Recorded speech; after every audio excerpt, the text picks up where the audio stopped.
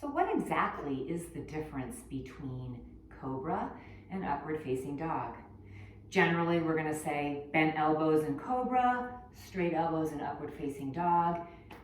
That's the biggest difference of all, but there are so many nuanced differences that I'd like to just discuss right now. If you saw the last video, we broke down Cobra pose a little bit, and the key takeaways from that I want to remind you if you didn't see it, or remind you if you did, is I recommend that you move your hands back further down. So when you're landing from high plank pose and you lower straight down to your belly, your shoulders are going to be right above those wrists, and then if you push up into Cobra, you're going to get all hunchy. So once you get flat on your belly, just sliding your hands back.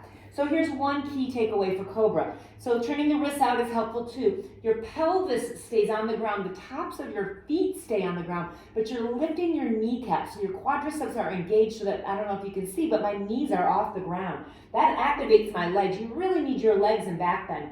Energetically dragging the heels of my hands back allows me to pull my chest forward, and then without cranking my head up, I lengthen the neck. So Cobra pose is when your elbows are bent, and ideally the wrists are a little further back, not by your shoulders, but more closer to your ribs, more right underneath your elbows, as a matter of fact. And pelvis on the floor, legs are really, really strong, shoulders are pressing down.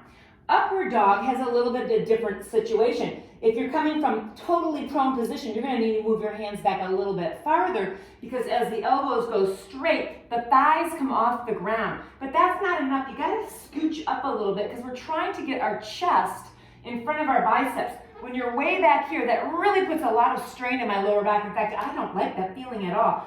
So if you're back here when you lift up and it's just not feeling good, just use your arms to drag back, which is going to energetically pull your chest forward. And then just keep working, drawing your shoulders back, lifting your chest, and bringing your chin more level instead of cranking your head back. I see a lot of people just collapse their lower back and their thighs are off the ground. So next time you do upward facing dog, start switching that habit to fan out all of your toes, baby toe included. That's going to really energize up your legs. Push into your arms, but squeeze your quads, and then do a little energetic drag back so that your chest ends up being in front of your biceps. You can't roll over your toes, and right now I got a little injury in my toe, so I don't even want to practice it, but you can still put your knees down, tuck your toes, and head back to downward facing dog from that, if rolling over your toes doesn't work for you, your feet, your ankles, or whatever. So anyway, hope that helps, and keep in mind that you don't have to do Cobras or upward dogs when your teacher's calling for a vinyasa. Do a locust pose where your arms go back like wings and your legs extend if you're saving your shoulders because they're injured or they're sore or they're tight. Still getting that back bend though without having to put any weight into your shoulders might just give you a little bit of a recovery period of time so you can get back to those vinyasas when the time calls for it.